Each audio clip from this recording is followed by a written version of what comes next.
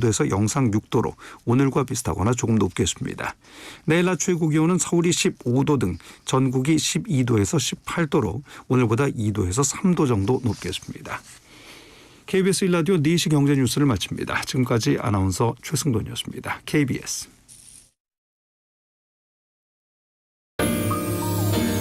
대한민국 중심 채널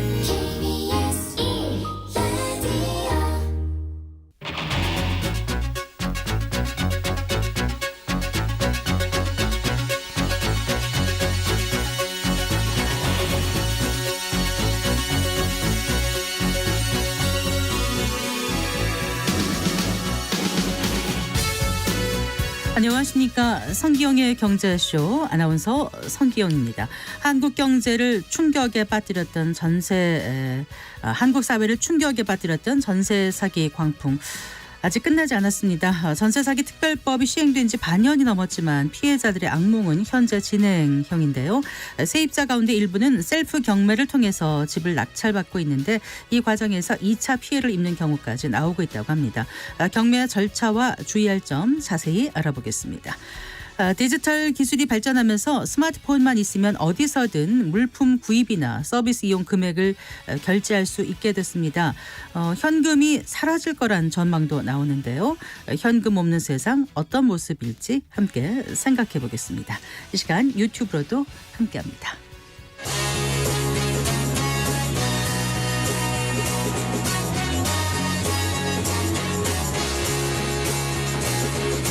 경제 시야를 넓혀드립니다. 투자의 지름길을 안내합니다. 돈 되는 정보를 발견하는 시간. KBS 1라디오 경제쇼.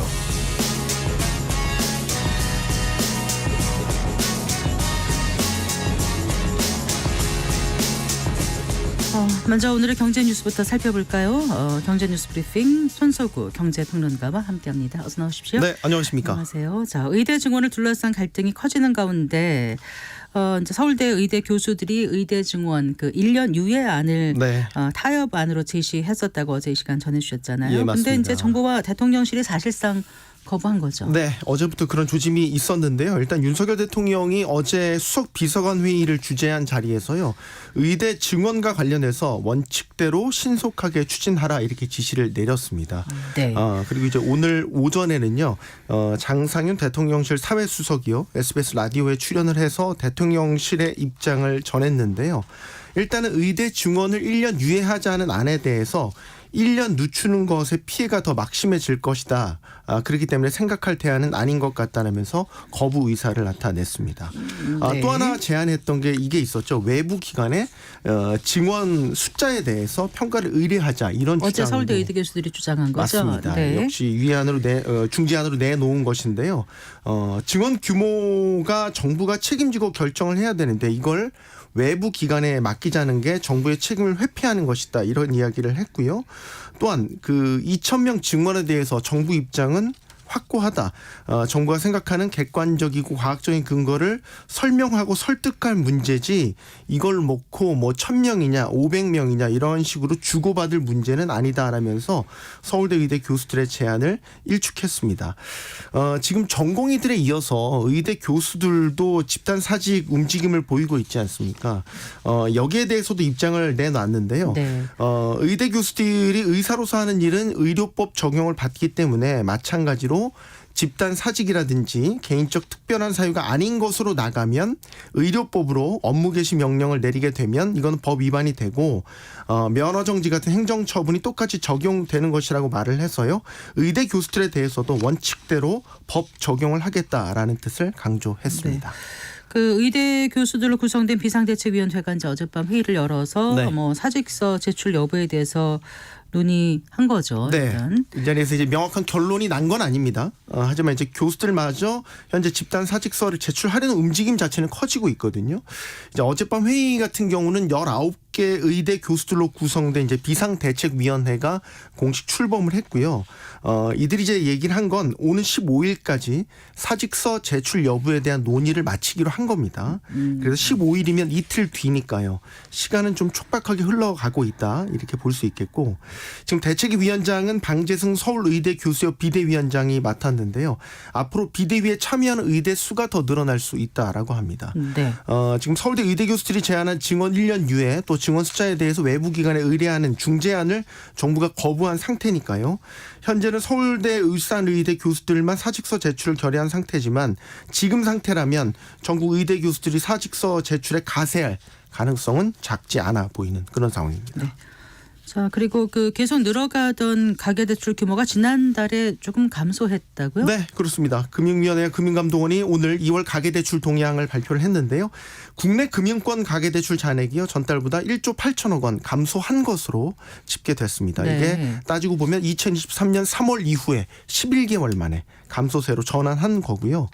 이 금융권 가계대출은 지난해 4월을 기점으로 증가하기 시작해서 특례대출 등의 영향으로 이제 조 단위로 가파르게 증가하다가 연말부터 다시 정부의 어떤 가계부채 관리 강화 조치 등으로 좀 소강 상태로 접어들었는데 금융당국 설명에 의하면 이제 설 명절 상여금 지급 등의 요인으로 신용대출이 감소한 영향이 큰 것이다. 이런 분석을 내놨습니다. 그 가계부채 뇌관으로 불리는 주택담보대출 네. 이건 어떻습니까? 증가세가요? 주담대는 여전히 늘었습니다. 아, 그렇군요. 그러니까 2월 주담대를 보면 전달보다 3조 7천억 원 증가한 것으로 집계됐는데요. 이게 지난해 11월에 이제 5조 6천억 원이 증가한 뒤에 석 달째 증가 폭은 완화되고 있지만 전체 가계대출처럼 감소세로 전환한 건 아니고 그러니까 즉 증가세 자체가 꺾이지는 않고 있는 그런 상황입니다. 근데 이제 세부 내역을 보면 이제 정책 모기지나 집단 대출은 감소를 했는데 일반 개별 주담대가 크게 늘었어요. 네. 그래서 2월에 일반 개별 주담대를 보면 5조 2천억 원이 더 늘어서 전달보다 오히려 증가폭이 커지는 모습을 보였습니다.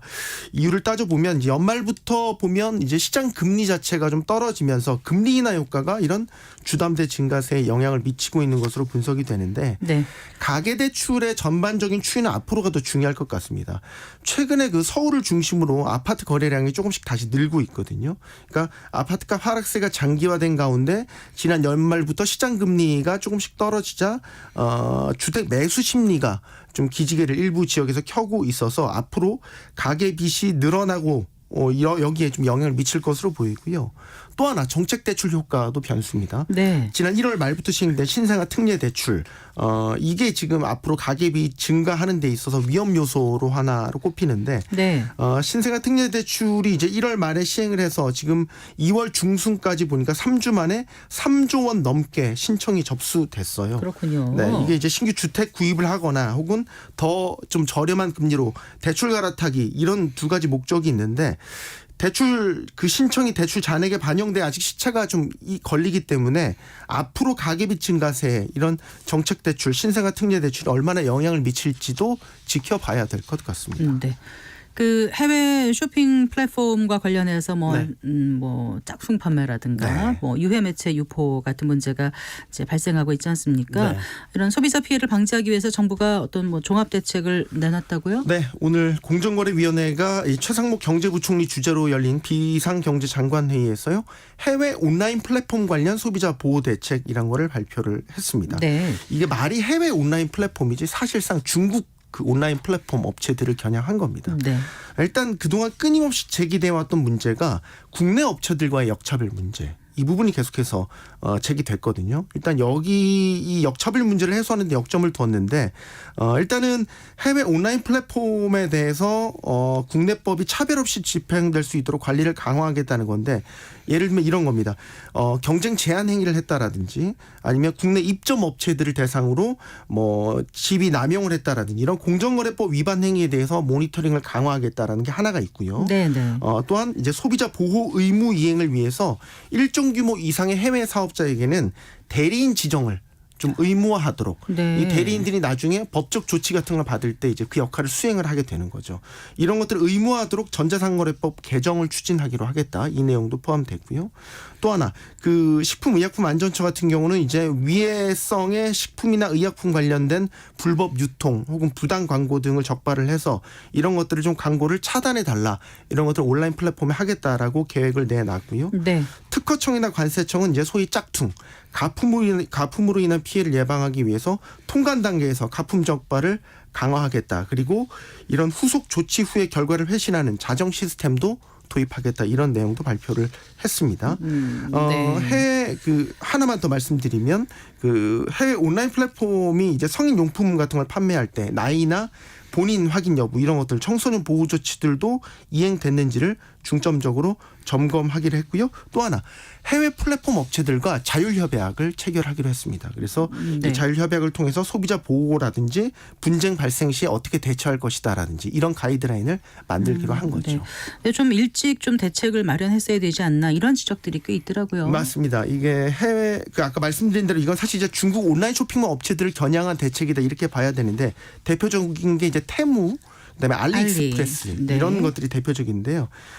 최근에 이제 국내 공격적으로 마케팅을 했어요. 한지 오래됐죠. 그래서 유통 질서를 좀 교란하는 측면도 있고 소비자들을 좀 기만을 해서 피해가 많다라는 지적이 끊이지 않았고 이게 작년 국정감사 때도 문제가 제기가 되면서 공론화됐는데 지금 반년 가까이 되도록 좀 경쟁 당국에서 좀 손을 놓고 있다가 그 사이에 중고업체들이 더 시장 장악을 했거든요.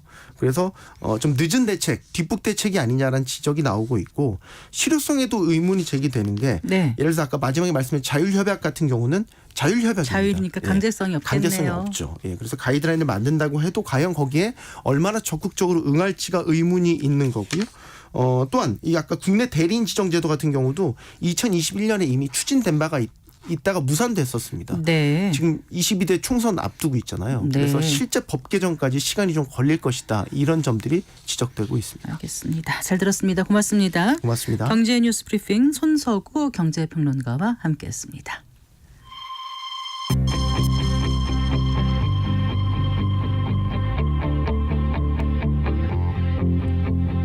경제 전문가의 원포인트 레슨. 꼭 알아야 할 정보와 이슈를 알기 쉽게 풀어드립니다. 대한민국 경제 고수와 함께 투자의 맥을 짚는 KBS 일라디오 경제쇼. 진행의 성기영 아나운서입니다.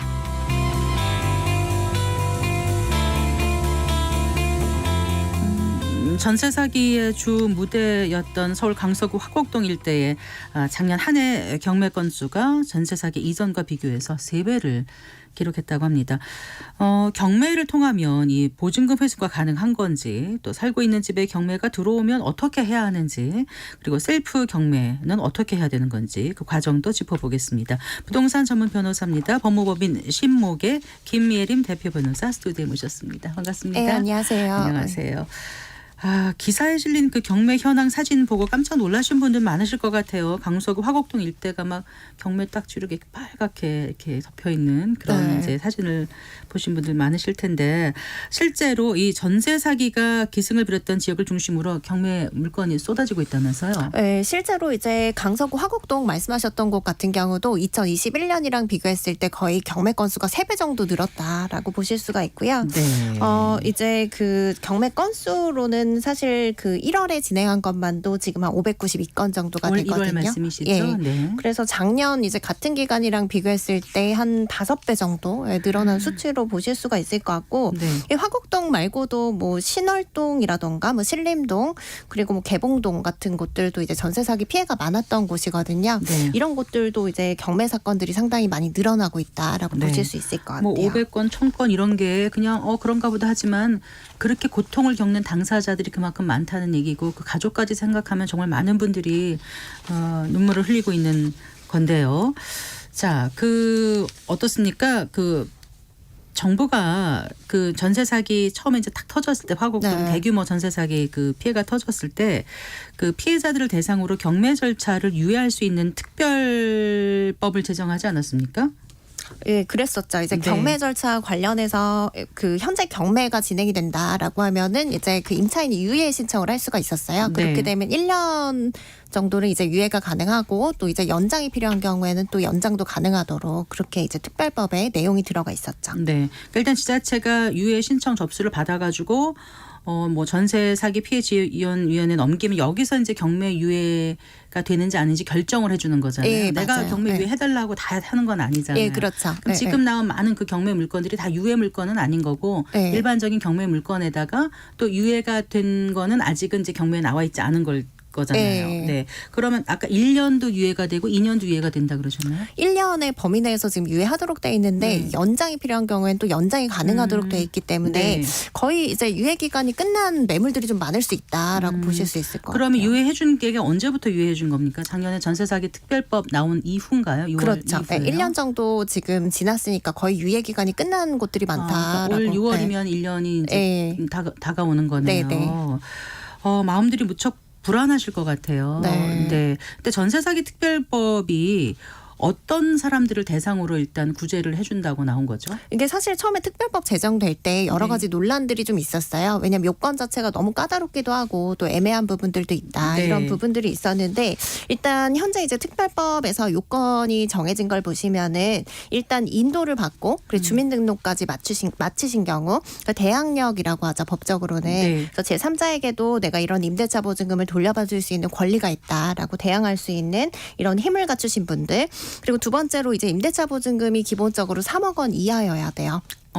5억 아닌가요? 네, 근데 이게 이제 최대 5억까지 아, 가능하도록 최대 5억까지. 지자체에 따라서 네. 그렇게 보시면 되는데 서울 같은 경우에는 지금 5억 정도 되기 때문에 5억 정도로 보실 수 있을 것 같고요. 넘으면 안 되는군요. 네, 넘으면 네. 안 돼요. 그래서 이런 것들도 또 사각지대가 있더라고요. 음. 그리고 또 임대인이 파산 또는 회생 절차를 뭐 개시했다거나 네. 아니면은 지금 임차한 주택이 경매나 공매에 넘어갔을 때 뭐 이런 때는 이제 임대차 보증금 돌려받지 못하게 될 게 좀 객관적으로 명백하다라고 볼 수가 있기 때문에 네. 뭐 이런 요건들을 또 갖추셔야 되고요. 또 이 파산이나 뭐 회생 절차 개시가 안 되더라도 임대인에 대해서 어떤 전세 사기로 인해서 수사가 개시가 된다거나 또 임대인이 뭐 그 반환 능력이 없는 게 현저히 그 분명한 경우 뭐 이런 네. 경우 입증이 된다라고 하면은 또 피해자로 인정을 받으실 수가 있죠. 그럼 전세 사기 그 피해는 어디다 신고를 해가지고 이 절차를 알아볼 수 있는 겁니까, 변호사님? 근데 전세 사기 피해 관련해서는 일단 지자체에 문의를 해보시면은 다 전담 센터를 또 운영하고 있는 부분들이 있기 때문에 네. 어느 정도 또 구제를 받으실 수 있는 부분들이 있어요. 네. 일단 이제 집주인으로부터 전세 보증금을 받지 못하면 뭐 보통 내용 증명 이런 걸 이제 네. 보내고 그다음에 임차권 등기 명령도 하고 법원에 지급 명령 신청하고 이렇게 하지 네, 않습니까? 네. 그런데도 보증금 못 받는 경우가 많으면 이제 강제 경매 집행에 들어가는 거잖아요. 그렇죠. 그런데 네. 이제 경매가 낙찰이 돼야 돈을 네. 돌려받는데 또 안 되면 할 수 없이 또 본인이 거기에 경매받는 이른바 셀프 낙찰까지 이어지고 네. 있는 그런 상황이 지금 이제 계속 이어지고 있는 것 같은데 하나씩 좀 짚어보겠습니다. 일단 그 세입자 입장에서 봤을 때 경매 유예가 안 된 집들은 뭐 기본적으로는 집이 낙찰되고 거기서 보증금을 이제 변제받을 것으로 처음에 기대를 할 거 아니에요. 네. 그런데 현실적으로는 돈을 돌려받기가 쉽지 않다고 하는데 왜 그렇습니까? 실제로 이제 그 임대차 보증금 반환 청구 소송 같은 것들을 해서 판결을 받더라도 이게 임대인에게 집행할 재산이 있어야 되는 건데 네. 사실 내가 빌린 이 임차 주택 외에는 재산을 좀 찾기가 어려운 부분들이 있거든요. 네. 그리고 여기에 대해서도 뭐 선순위 근저당이 잡혀 있다라고 하면은 이제 임대차 보증금을 받을 수 있는 순서가 밀리기 때문에 네. 전체 낙찰 대금에서 내가 배당받을 것이 굉장히 적어질 수 있다는 문제점이 있고요. 그리고 이제 내가 이제 선순위 임차인이라고 하더라도 일단 낙찰 자체가 좀 잘 안 되는 경우가 많다라고 보실 수 있을 것 같아요. 네. 그래서 이게 전세 사기 피해가 그 많은 쪽은 사실 빌라나 오피스텔 쪽이 많은데 이 낙찰률을 보면 10%가 안 돼요. 10%가 안 되는 네. 선에서 낙찰이 되기 때문에 낙찰 자체가 아예 안 될 수도 있다라고 보실 수가 있고 네. 낙찰이 되더라도 낙찰가율이 굉장히 많이 떨어지는 추세로 보실 수가 있거든요. 네. 근데 서울 같은 경우에는 뭐 빌라만 봤을 때 경매 낙찰가율이 지난해 2월 이후에 가장 낮은 수치가 한 70%대 정도밖에 안 되기 때문에 네. 사실 여기서 이제 임대차 보증금을 다 변제를 받기는 좀 어려운 현실이 될 수가 있는 그러니까 거죠. 감정한 가격에서 이제 시작을 했는데 거기서 네. 한 7, 80%밖에 안 된다는 말씀이신 거예요? 그렇죠. 아니면? 유찰이 되게 되면은 계속해서 이제 가격이 떨어져 나가게 되니까 이제 네. 그렇게 되면은 이제 최악의 경우에는 뭐 5%대 낙찰이 되는 경우들도 있고 뭐 20, 30%대 낙찰이 된다. 이렇게 되면은 거의 받기는 좀 어려운 상황이 될 수 있는 그러니까 거죠. 요즘이 이제 부동산이 이제 그 가격이 올라가지 않고 내려가는 쪽이고 네. 이제 이렇게 이제 전세 사기 이런 것 때문에 매물들은 많이 나오는데 네. 살 사람은 없으니까 실제로 낙찰이 잘 안 되니까 그렇죠. 네. 네. 그리고 금리가 또 부담이 되다 보니까 네. 사실 이런 비아파트 같은 경우에는 또 임대 수익 같은 것들을 노려서 투자를 하시는 분들이 많기 때문에 네. 사실 좀 그 수요가 많이 떨어질 수밖에 없는 상황이 되는 거죠. 근데 네. 전세가가 높으면 뭐 말씀하신 그 네. 투자라도 생각할 텐데 때문에 전세를 지금 안 들어오려고 하지 않습니까? 네, 맞아요. 월세나 이렇게 하려고 하죠. 그러니까 점점 더 이게 어려운 것 같은데. 네. 그러니까 이제 임차인 입장에선 내 전세금 돌려받기가 너무 지금 어려워진 상황이 된 것 같아요. 근데 이제 많은 분들이 살면서 내가 네. 이런 일을 당할 일이 있을까 싶어서 사실 경매를 모르시는 분들이 많지 않습니까? 네. 근데 이제 경매에서는 배당받는 순서가 중요하다고 하는데 어떻게 순서로 배당을 받는 거예요? 이제 원래? 배당 받는 순서를 한번 보시면은 임차인 기준으로 한번 말씀드리면은 이제 뭐 경매 비용이나 이런 것들이 우선 공제가 된다라고 보시면 되고요. 그 다음에 이제 소액 임차인에 한해서 임대차 보증금 한도가 정해져 있어요. 네. 그래서 서울 같은 경우에는 뭐 1억 6,500만 원 네. 이하인 경우에만 최우선 변제를 받을 수 있는 금액들이 있거든요. 네. 근데 이것도 내가 이제 그 임대차 보증금 전액을 받을 수 있는 게 아니라 금액이 정해져 있어요. 최우선 변제. 네, 네. 그래서 서울 같은 경우에는 보증금이 1억 6,500만 원 이하다라고 하면은 최우선 변제로 한 5,500만 원 정도 받으실 수가 있고 아. 네, 인천 같은 경우에는 뭐 1억 4,500만 원 이하만 또 이제 최우선 변제를 받으실 수 있는데 예. 그런 경우 한 4,800만 원 정도 그래서 5천만 원 정도 내외로 이제 최우선 변제를 좀 받으실 수 있다라고 보실 수 있고 네. 그 다음에 예전에는 이제 당해세 관련해서 이게 그 발생을 언제 했느냐에 상관없이 당해세가 이제 우선 변제권을 당해세가 가지도록 뭔가요? 당해세라는 거는 그 부동산에 관해서 이제 발생한 세금으로 아, 보시면 네네. 돼요. 그래서 국세랑 그 지방세로 나눠볼 수가 있는데 이제 국세 같은 경우에는 뭐 상속세, 증여세 그리고 대표적으로 종합부동산세 보실 수가 있을 것 같고 지방세는 이제 재산세 보시면 되는데 예전에는 이제 그 확정일자 받은 임차인이 있다라고 하더라도 그 이후에 발생한 당해세 같은 경우에도 우선 변제를 받을 수 있는 경매에서 네. 그렇게 되어 있었는데 이게 문제가 좀 전세 사기 피해가 많아지다 보니까 개정이 됐어요. 그래서 개정이 돼서 이제 법정기일이 빠른 당해세는 먼저 이제 배당이 되고 네. 확정일자 그 받은 임차인이 그 다음으로 이제 배당이 되게끔 해서 그 아. 날짜에 따라서 이제 배당을 받을 수 있다. 당해세라고 하더라도 그렇게 네. 보시면 될 것 같아요. 네. 자, 그럼 우선 변제권하고 최우선 변제권은 다르죠? 그렇죠. 우선 네. 변제권은 일단은 순서를 가진다라고 보시면 되거든요. 그래서 주민등록하시고 그리고 그 목적물의 인도를 받으시고 확정일자 받으시면 그 확정일자 받은 다음 날 0시부터 효력이 발생해요. 그래서 네. 그 앞에 뭐 근저당권이나 이런 것들이 접수가 돼 있다라고 하면은 그 날짜에 따라서 그 우선순위가 달라진다라고 보시면 되는 거고 네. 최우선 변제권은 사실 이제 이 그 아까 말씀드린 소액 임대차 보증금 조건만 충족을 하면 네. 그렇게 되면 이제 그 발생한 시점과 무관하게 무조건 일단 해준다. 네, 우선 네. 변제를 받으실 수 있는 그럼 내 거죠. 보증금을 지키려면 기본적으로 뭘 해야 되는 거예요, 변호사님? 일단 기본적으로 전입 신고를 하시고요. 그리고 이제 그 주택은 당연히 점유를 하고 계시겠죠. 그래서 임대차로 활용을 하고 계신 건데 거기다 이제 확정일자까지 받아두셔야 우선 변제권과 대항력이 발생한다라고 보실 수 네. 있어요. 근데 요즘 그 전세 사기에 이어서 깡통 전세, 그건 네. 고의는 아니지만 이제 깡통 전세가 나타나면서 경매로 넘어오는 집이 더 늘어날 것으로 보인다고 하는데 이 틈을 타서 또 일부 경매 투자자들은 싼 값에 낙찰 받을 수 있는 네. 기회다 이렇게 하면서 그 투자를 조장하기도 한다면서요? 실제로 이제 낙찰가율이 아까 말씀드린 대로 굉장히 많이 떨어지다 보니까 이런 것들을 노려서 이제 그 빌라 경매에 좀 뛰어드는 경우들이 있는 것 같아요. 근데 이제 그 전세사기 특별법 같은 경우에는 지금 그 전세사기 피해를 입은 임차인에게 우선 매수권을 주고 있거든요. 네, 네. 그래서 이제 낙찰 대금이 정해지면은 이제 임차인이 원하면 그 가격에 이제 그 매수를 그러니까 경매 낙찰을 받으실 수 있도록 그렇게 네. 되어 있고 또 우선 매수권을 LH에 양도하실 수도 있게끔 네, 그렇게 되어 있는데 근데 이제 그 여러 경쟁자가 등장한다라고 하면은 당연히 낙찰 가격도 높아질 수밖에 높아지겠죠. 없고 그리고 이제 어쨌든 간에 경쟁을 좀 하셔야 되는 부분들이 있어서 내 임대차 보증금을 다 상환을 받기에는 좀 어려움이 있을 수밖에 없게 되는 거죠. 우선 매수권을 받으면 그거는 먼저 물어보나요, 법원에서? 아니면 어떻게 하는 겁니까? 내가 우선 매수권을 하겠다라고 먼저 신청을 해야 됩니까? 네, 신청을 하시면 돼요. 신청서 제출하시면은 우선 매수권을 또 활용을 하실 수가 있죠. 자, 일단 전세 사기 피해자들 가운데 이제 이런저런 방법 써도 안 돼서 할 수 없이 그 피해 주택을 이제 이른바 셀프 낙찰을 네. 받는 그 분들도 계신데 현실적으로 피해자가 직접 낙찰 받는 게 쉽지 않다고 하더라고요. 왜 그렇습니까? 일단은 법적으로도 조금 어려움을 겪으시는 것 같아요. 이게 뭐 지자체별로 법률 상담이나 이런 프로그램들을 운영하고는 있는데 네. 사실 절차를 대신해 주는 거는 아니기 때문에 실제로 그 뭐 경매 절차까지 내가 진행을 한다라는 거는 상당히 좀 어려움을 겪으시는 것 같고요. 그리고 이제 그 셀프 낙찰을 받을 때 또 문제가 되는 거는 최근에도 문제가 됐었던 건데 이제 그러니까 보통 임대차 보증금을 돌려받지 못하는 상태에서 낙찰을 받으시는 거잖아요. 네네. 그렇게 되면 이제 현금을 마련해서 뭐 낙찰 대금을 납부하는 게 아니라 내가 이제 임대차 보증금만큼을 또 상계 처리를 하셔서 네. 그 차액만큼만 또 이제 낙찰 대금을 납부한다라고 보시면 되는데 네. 일단 낙찰가율이 많이 떨어지게 되면은 뭐 더 차액으로 내실 것도 없겠죠. 내가 이제 받지 못한 임대차 보증금에서 상계 처리를 하시면 되는 거기 때문에. 네.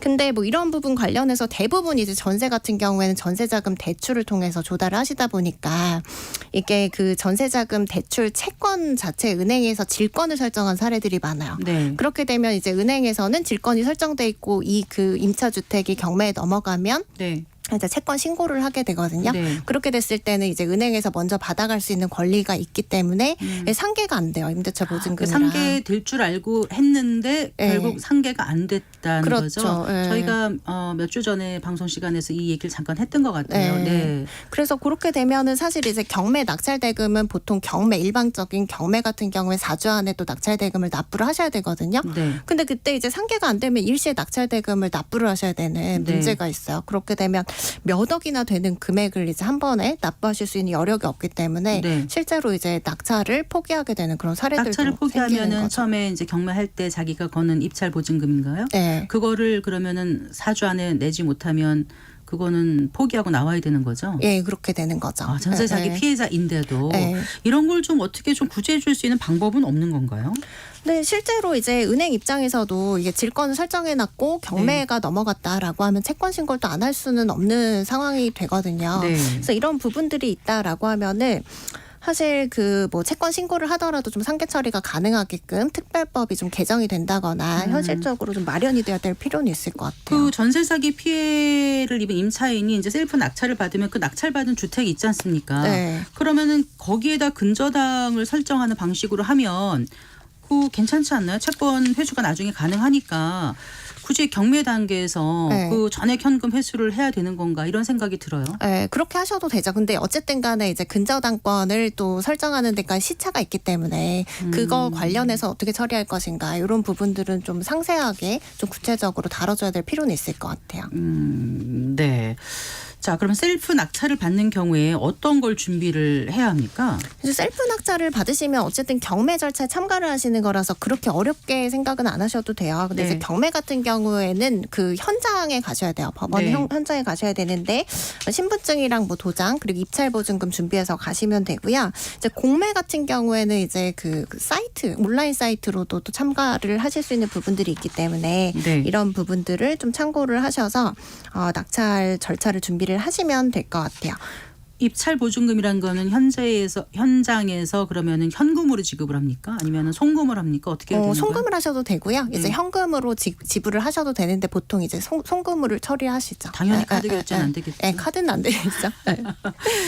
자, 그 공매 방법으로 낙찰받을 수 있다고 하셨잖아요. 네. 경매하고 공매의 차이는 뭐지? 이렇게 물어보시는 네. 분들께 좀 쉽게 알려주신다면은요. 그 둘 다 이제 강제 집행 절차로 들어가는 거는 동일하다라고 보실 수 있는데 경매는 이제 사인 간의 어떤 채권에 네. 기해서 이제 경매 절차가 이루어지는 거고 공매는 대표적으로 세금 같은 네. 것들이 밀렸을 때 이제 국가나 지자체 그리고 공공기관에서 강제 집행 절차로 나가는 거다라고 보시면 되는데 조금씩 차이가 있어요. 그래서 경매 같은 경우에는 아까 말씀드린 대로 이제 현장에 가셔서 직접 절차에 참가를 하셔야 되고 공매는 온비드라는 사이트가 있어서 온라인을 통해서도 가능하시거든요. 네. 그리고 통상적으로 경매가 좀 더 오래 걸린다라고 보실 수가 있고요. 그리고 경매 같은 경우에는 이제 낙찰을 되고 매각 대금을 한 4주 정도까지 이제 납부를 하시면 되는데 공매는 금액에 따라서 그 기간이 좀 다르다라고 보시면 돼요. 그래서 3천만 원이 안 된다라고 하면은 네. 일주일 안에도 납부를 하셔야 될 수 있는 부분들도 있기 때문에 네. 이 자금 계획을 좀 잘 세우셔야 되는 부분들이 있죠. 그리고 가장 또 이제 대표적으로 경매 같은 경우에는 이 과정에서 부동산 인도명령 제도라는 게 별도로 있어요. 그게 뭐죠? 별도의 이제 명도 소송이 없어도 기존에 이제 어떤 뭐 그 불법 점유자가 있다라고 네네. 하면은 강제 집행을 바로 할 수 있게 되는 그런 이제 좀 간소화된 절차들이 있는데 이제 공매는 뭐 이런 절차를 활용할 수가 없고 명도 소송하고 강제 집행을 해야 되기 때문에 네. 좀 이런 부분에 있어서는 더 번거로우실 수 있다라는 어쨌든 점을 공매는 개인이 하는 게 아니기 때문에 셀프 공매란 말은 있을 수가 없겠네요. 낙찰을 받는 하시는 거는 가능하시죠. 그렇죠. 네, 낙찰을. 그러네요. 네. 자, 그 전세 사기 특별법 시행되면서 이제 피해자들이 경락 자금 대출 지원을 받을 수 있다고 들었거든요. 네. 경락 자금이라는 거는 이제 경매에서 집 낙찰 받을 때 다 지불해야 되는 네. 돈이잖아요. 그거는 어떻게 뭐 일반 사람들보다 더 유리하게 뭐 적용이 되는 건가요? 이게 특별법 내용에 보시면은 이제 그 다른 곳으로 또 그 거주를 이전하셔야 되는 경우들이 있잖아요. 네. 그렇게 되면은 추가 전세 대출을 받으실 수도 있고 또 그리고 말씀하신 대로 이렇게 그 셀프 낙찰을 통해서 뭐 내가 낙찰을 받는다라고 했을 때는 또 경락자금 대출을 또 활용하실 수 있거든요. 네. 그리고 뭐 신규 주택을 사신다라고 네. 하면 거기에 따라서도 이제 대출이 가능하기는 한데 이게 뭐 디딤돌 대출이라던가 특례 보금자리 대출이라던가 이렇게 저리의 상품을 이용하실 수 있는 경우도 있고 네. 그렇지 않다라고 하면은 은행별로 좀 조건이 다르게 지금 대출 상품들을 내놓고는 있어요. 개인 신용도하고 또 관련도 있겠네요. 네, 그렇죠. 금리가. 이제 금리 같은 것들은 이제 개인 신용도에 따라 달라질 수가 있고 그리고 이제 한도도 달라지죠. 네, 그래서 네. 이제 그 정책 자금을 활용을 하신다라고 하면은 뭐 4억 정도까지밖에 이제 그 한도가 안 되고 또 이제 그 은행에 따라서는 뭐 이자 자체를 뭐 일정한 기간 내에 아예 면제를 해주는 경우들도 있어요. 그래서 네. 상품을 잘 활용을 하시면은 여러 가지 좀 혜택들을 받으실 수 있다라고 생각을 그럼 이런 하시면 경우는 될 것 어떻습니까? 보증금도 못 받은 상황에서 살고 있는 집이 경매로 넘어갔어요. 같아요. 네. 그래서 이제 퇴거 조치 명령이 떨어지면 네. 그때 집을 비워줘야 돼요?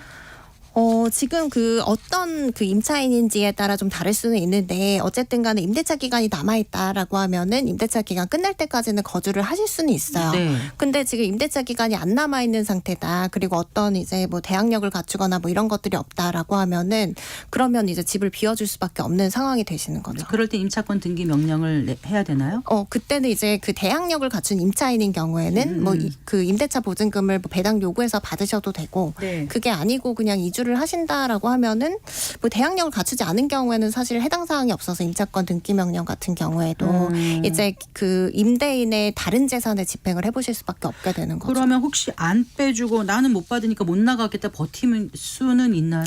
근데 그렇게 되면 강제 집행 절차로 가기 때문에 사실 강제 집행 절차에 드는 비용들이 있거든요. 그런 비용까지 또 나중에 이제 부담을 하셔야 되는 강제 문제가. 집행까지는 얼마나 보통 걸립니까? 강제 집행까지는 사실 이제 그 한 달 정도면 또 강제 집행 가능할 수도 있거든요. 여러 가지 네. 계고 절차 통해 가지고 이제 진행을 하면은 뭐 한두 달 정도면 또 강제 집행이 완료될 수도 있기 때문에 그렇게 네. 긴 기간이 소요되지는 않아요. 자, 그러면 그런 상황에서 꼭 챙겨야 될 게 있다면 어떤 준비를 해야 되는지 좀 알려주세요. 네, 일단 그 제가 이제 많은 전세 사기 피해자분들을 상담을 하다 보면은 이 전세 사기 관련해서 그러니까 이게 임차인으로서 임대차 그 보호법이 있잖아요. 근데 이런 부분들에는 임차인의 권리를 좀 보호하기 위해서 여러 가지 이제 보장 제도들이 있는데 이런 것들에 대해서 좀 무지하신 경우들이 꽤 있더라라고 보여서요.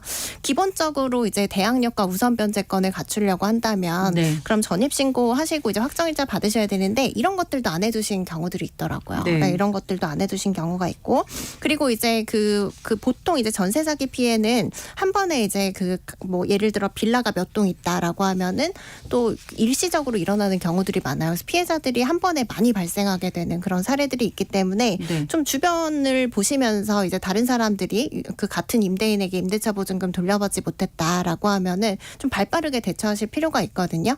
근데 이제 뭐 이런 것들의 대응이 좀 늦어져서 이제 나중에 좀 그 뭐 경매 절차나 이런 것들에 있어서 그 좀 손해를 보시는 경우들을 종종 봤기 때문에 네. 좀 대비를 좀 잘 하시는 게 중요할 것 같아요. 아, 네. 자, 전세 사기 피해자들 위해서 제도적으로 어떤 부분이 더 보완이 필요할지 현장에서 많은 분들 만나보시니까 좀 말씀을 해주세요. 끝으로. 그 현재로서 봤을 때는 어쨌든 이게 보증금 한도가 있다 보니까 이 보증금을 넘어서는 경우에는 아예 이제 그 뭐 특별법의 어떤 혜택을 받기는 좀 어려운 부분들은 있거든요. 근데 이제 특별법을 보시면은 사실 뭐 이 전세 피해 당하신 분들의 임대차 보증금을 직접 이제 돌려주는 형태는 아니고 뭐 저리로 이제 대출을 지원한다거나 좀 간접적인 혜택이 많다라고 볼 수가 있거든요. 그래서 이런 부분에 있어서는 좀 이제 수혜 범위를 넓혀도 되지 않을까라는 생각이 들더라고요. 그래서 실제로 이제 뭐 그 부동산 경기가 안 좋아지면서 5억이 넘는 경우에도 그 전세 사기 피해를 겪는 경우들이 꽤 있어요. 그래서 네. 이런 부분들에 대해서는 좀 한도를 좀 넓힐 필요가 있겠다라는 생각이 들어요. 알겠습니다. 오늘 말씀 잘 들었습니다. 고맙습니다. 네, 법무법인 신무의 김예림 대표 변호사와 얘기 나눠봤습니다.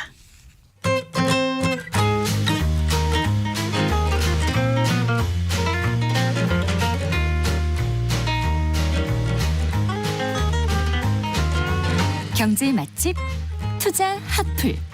지금은 돈 벌기 딱 좋은 시간. KBS 1라디오 경제쇼.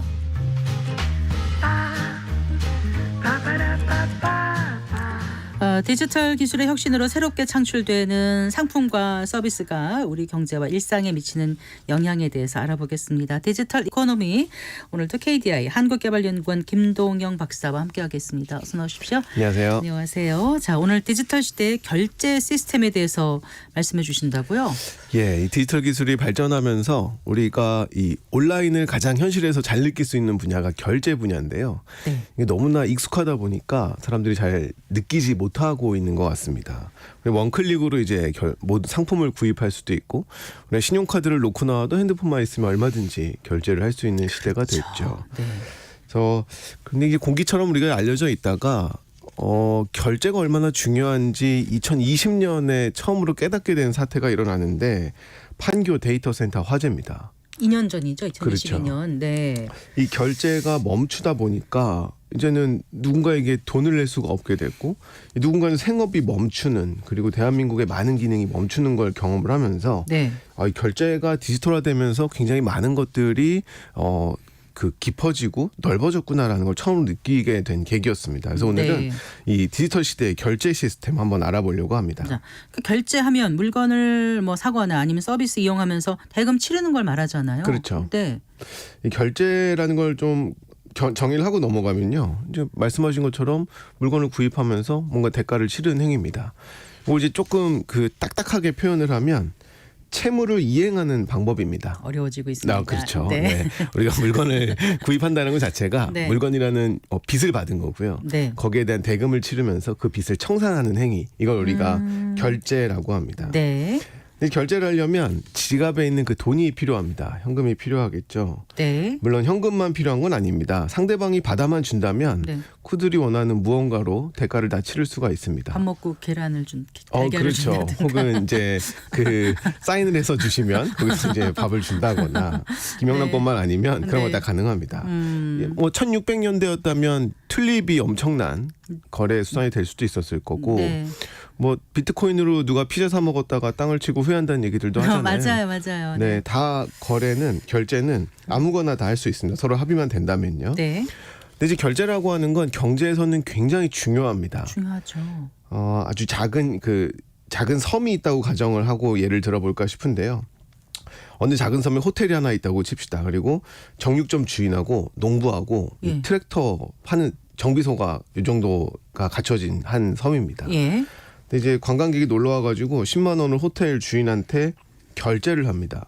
네. 그럼 호텔 주인은 그 10만 원을 가지고 정육점에 가서 고기를 결제를 하고요. 네. 정육점 주인은 그렇게 받은 돈으로 농부한테 가서 쌀을 결제하고, 네. 농부는 그 돈으로 트랙터 정비를 결제를 합니다. 네.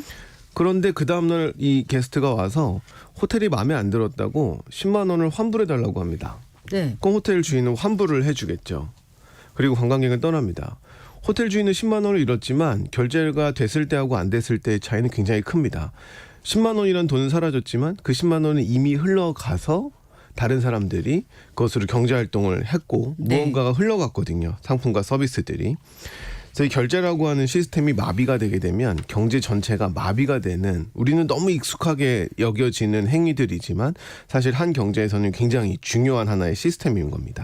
그러니까 결제라는 게 결국 현대 사회가 경제가 굴러가는데 작동하는 데 있어서 아주 중요한 부분이다. 아까 공기라고 표현하셨나요? 맞습니다. 뭐 물이나 뭐 공기 같은 그런 그 기본적인 삶이 없어서는 안 되는 그런 요소라는 말씀이신 거죠? 맞습니다. 그게 없으면 뭐 우리가 카카오 사태에서도 봤었지만 모든 것이 멈춰버리고요.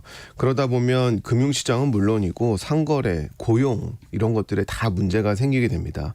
우리가 2020년에 그 봉쇄한 국가들이 꽤 많았는데요. 그때 필수 인력들은 봉쇄에서 제외가 됐습니다. 네. 그때 이 결제 관련 인력들도 핵심 인력으로 간주가 되어서 봉쇄 인력에서 제외됐던 사례도 있습니다. 네. 그래서 모든 국가는 이 화폐를 기반으로 작동하기 때문에 결제 시스템은 필수라고 할 수 있죠. 아까 그 결제라는 게 채무를 갚기 위해서라는 네. 표현을 하셨잖아요. 그러니까 그런 채무를 갚기 위해서 화폐를 다른 사람에게 전달하는 과정, 이렇게 봐도 되는 거죠. 그렇죠. 네. 그런데 실제로는 결제는 이루어질 때 예. 돈이 움직이진 않습니다. 그렇죠. 네, 우리가 딱 하나의 아니, 예외가 있는데 현금을 할 때는 돈이 움직이죠. 맞습니다. 현금 결제를 제외하고는 사실은 돈이 움직이지 않습니다. 그 은행 계좌에 있는 장부가 바뀔 뿐이죠. 네. 그렇기 때문에 우리가 포인트라는 것도 쓸 수 있는 거고 신용카드라는 것도 쓸 수 있는 거고 그렇죠. 등등 우리가 상상하지 못한 다양한 수단들을 결제로 쓸 수가 있는 거죠. 네. 사실 결제의 본질을 말씀하신 것처럼 바뀐 적이 없습니다. 아주 오래전 18세기에 은행원들이 회중시계를 들고 요런 안경 쓰고 네. 깃털펜을 들고 이제 장부를 적던 그때의 모습이나 실시간으로 거래 원장이 바뀌는 지금의 시절이나 네. 달라진 것은 전혀 없습니다. 네. 금거래도 대표적인데요. 네. 우리가 이제 금괴를 직접 살 수도 있지만 이 금을 거래할 때에는 고유의 일련 번호만 소유권이 네. 왔다 갔다 합니다. 그래서 이런 결제라고 하는 것들이 실제 돈이 움직이는 과정은 아니다라는 것들도 하나의 특징으로 설명을 할 수 있습니다. 네. 어쨌든 간에 이 결제에 있어서 은행이라는 건 굉장히 중요한 역할을 하지 않습니까, 박사님? 그렇죠. 우리가 카드를 신청할 때만 하더라도 반드시 결제 은행을 같이 등록하게 되어 있잖아요. 사실 결제 수단을 은행이 가지고 있는 건 아닙니다. 다른 주체들이 가지고 있음에도 불구하고 이 결제에서 은행은 굉장히 중요한 역할을 합니다.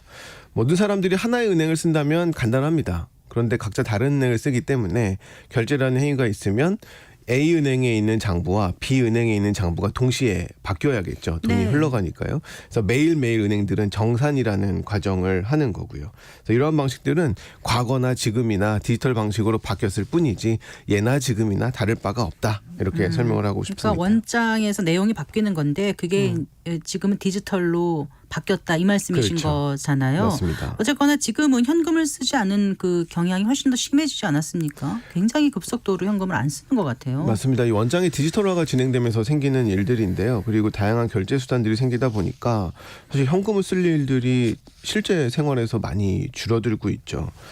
그러다 보니까 어떤 국가들은 아예 현금을 없애자라는 조금 극단적인 주장들도 합니다. 어느 나라에서요? 주로 이제 북유럽 국가들이 거기에 해당하는데요. 혹은 네덜란드처럼 굉장히 실용적인 국가들, 또 영국도 네. 이 기조에 포함이 되어 있습니다. 이들 나라에서는 전체 구매권 중에서 현금 결제가 절반도 안 되고요. 지금은 네. 훨씬 많이 떨어졌죠. 그리고 스웨덴이 재밌는데요. 스웨덴은 1661년에 이 화폐라는 걸 처음으로 만들어낸 국가입니다. 지폐라는 네. 걸요. 네. 그럼에도 불구하고 오늘날에는 유통 중인 총 통화가 GDP의 1%가 채 되지 않습니다. 현금 없는 사회로 나아가는 거죠. 실제로 월급도 그냥 포인트로 줍니다. 그래요? 네, 이런 일들이 스웨덴에서 굉장히 일반적인 일인데요. 2013년에는 스톡홀름의 한 무장강도가 은행을 털었는데 네. 은행이 이제 줄 돈이 없어가지고 서로 깨끗하게 빈손으로 나갔어요, 빈손으로 무장강도가? 나갔던 그런 일들마저도 생기기 시작을 했습니다. 그래요. 자, 그러면은 탈현금을 강조하는 이유는 뭘까요? 북유럽 이게 포함한 유럽 돈하고 국가에서? 현금이 다르기 때문입니다. 돈하고 현금이 다르다? 네, 머니하고 캐시가 달라요. 그러니까 네. 현금은 조금 더 물리적인 요소들이 강조된 것이라고 표현을 할 수가 있는데요. 네. 그러니까 이렇게 생각할 수도 있습니다. 아, 그래. 현금을 만들어내는데 지폐를 만들고 동전을 만드는데 돈이 되게 많이 들겠구나. 제조 비용이 드니까요. 그렇죠. 그것도 맞는 말이지만 굉장히 일부에 불과합니다. 현금이라고 하는 물리적인 것들이 생기기 시작을 하면요.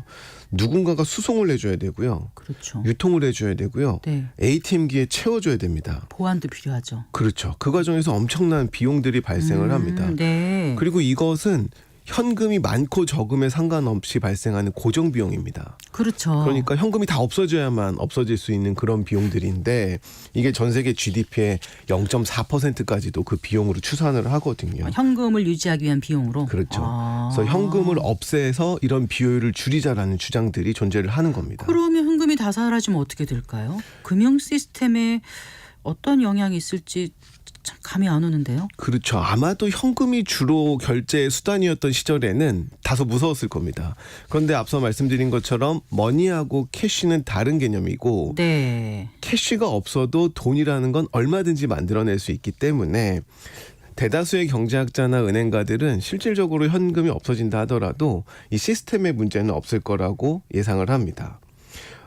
물리적인 화폐가 사라지더라도 얼마든지 우리 통장에 있는 돈은 원화 형태로 N 형태로 달러 형태로 존재할 수가 있다라는 거죠. 이거는 현금이 없어도 중앙은행이 돈을 만들어낼 수 있기 때문인데요. 우리가 이제 신문 기사에서 보면 돈을 찍어낸다 이런 표현을 쓰다 보니까 돈은 물리적인 거야라고 하는 이제 추상적인 생각들이 있는 것 같습니다. 그런데 일종의 은유적인 표현이고요. 중앙은행도 돈을 만들어낼 때 장부상으로 늘리는 겁니다. 네. 그래서 실제 민간은행들이 중앙은행이 예치해 놓은 돈의 장부가 있지 않습니까? 네. 그걸 늘렸다 줄였다 하면서 시중의 돈을 늘렸다 줄였다 하는 그만큼 거여서. 지폐를 쌓아놔도 줬다 뺐다 하는 게 아니라는 거죠. 그렇죠. 내가 100만 원이 필요하다고 10,000원짜리 100장을 찍어내는 게 아니라는 말이죠. 현금 세상이라도 지금의 세상은 계속 유지될 수 있다는 의미입니다. 아, 그래요. 그러면 현금 없는 세상, 캐시리스인 세상에서 우려될 점은 없어요? 많은 장점들이 있는데요. 그럼에도 불구하고 당연히 우려점들이 있습니다. 네. 첫 번째는 보편적인 접근성입니다. 이게 뭐 저만 하더라도 사실은 큰 차이는 없을 것 같은데요.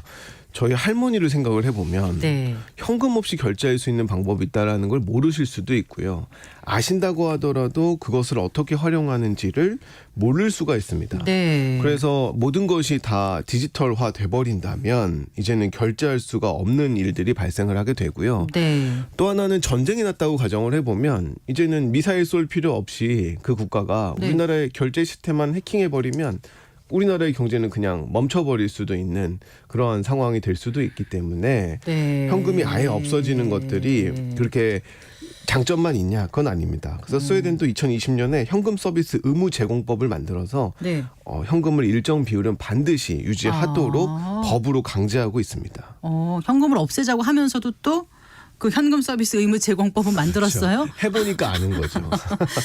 그 현금 없는 세상을 상상하게 만든 거는 사실 그 이제 요즘 유행하는 비트코인도 있지만 일단 신용카드 아니었습니까? 네, 이 현금 대체를 조금은 쪼개보고 싶어서 신용카드 말씀을 드리고 싶은데요. 그러니까 아날로그 방식의 대체도 있고 현금을 디지털 방식의 대체도 있습니다. 그런데 아날로그 방식의 대체가 굉장히 강력하죠. 그렇죠. 이 신용카드라고 하는 것들이 현금 없이도 내가 오늘 소득이 없어도 얼마든지 벌 수 있게 하기 때문에 네. 신용카드가 이 현금을 대체한 최초의 아날로그 방식이라 할 수 있습니다. 네, 그래요. 그런데 카드만 해도 사실 기존 어떤 금융 인프라가 갖춰진 데서만 되는데 맞습니다. 그런 한계점이 있는데 그런 금융 인프라가 없는 지역은 어떻게 또 그 현금을 대체할 수 있는지요? 여기서 이제 디지털 기술들이 좀 힘을 발휘를 하는데요. 네. 케냐를 예로 들어보고 싶습니다. 케냐는 이제 집 전화가 없을 정도로 굉장히 그 통신 인프라가 낙후되어 있습니다. 그런데 재밌는 건 케냐 주민들은 한 명당 휴대전화 회선이 1개가 넘을 정도로 그래요. 휴대전화를 가지고 있습니다. 유선 전화를 건너뛰고 그냥 휴대전화를 갖군요. 맞습니다. 네. 디지털 경제의 특징이죠. 네. 근데 이제 그들이 쓰는 방식은 선결제 방식이에요. 그러니까 먼저 통화를 사놓는 거죠. 100분 네. 이렇게 사놓습니다. 아. 그런데 요걸 이용해서 이제는 결제를 합니다. 네. 그러니까 선결제된 그 통화 시간을 줄입니다. 줄이고 그 통화 시간을 다른 사람한테 줄 수 있도록 통신사가 금융회사의 역할을 하는 거죠. 그렇게 해서 금융 시스템이 없었음에도 불구하고 이런 현금이라고 하는 걸 통신회사가 금융회사처럼 대체해서 금융을 이끌어가고 있습니다. 그게 그 케냐의 그 엠페사라는 모바일 결제 시스템 말씀하시는 거죠? 맞습니다. 이건 뭐 다른 나라에서 하긴 좀 어려울 것 같은데 어쨌든 디지털 경제 시대 지금 결제 시스템은 계속 발전 중 진화 중이라고 할 수 있을 텐데 우리에게 시사하는 바를 끝으로 좀 정리를 해 주신다면은요. 네, 경제는 결제를 중심으로 돌아간다고 말할 정도로 결제가 굉장히 중요한 역할을 합니다. 네. 그래서 2022년에 이 알리페이의 모기업인 엔트그룹이 미국에서 IPO를 시도했을 때 트럼프 정부가 안보를 이유로 막았어요. 네, 네. 그러니까 굉장히 좋은 기술임에도 불구하고 결제 권력을 뺏길 가능성이 농후하다 보니까 네. 그런 일들도 일어났거든요. 우리 기업에서 이것들이 시사점을 찾아본다면 결제만큼은 우리나라 핀테크 기업들이 기술을 개발해서 한국의 결제 시스템 효율화를 해야 된다라는 점, 그 부분을 이 디지털 시대의 결제에서 좀 강조를 하고 싶습니다. 그러니까 결제 부분이 외국에 종속되는 것은 여러모로 큰 위협이 될 수 있다 이런 말씀이신 맞습니다. 거죠? 네, 알겠습니다. 말씀 잘 들었습니다. 고맙습니다. 감사합니다. 네, 김동영 KDI 한국개발연구원 박사와 얘기 나눠봤습니다. 마칠 시간입니다. 성기영의 경제쇼 오늘 순서는 여기까지입니다. 아나운서 성기영이었습니다. 고맙습니다.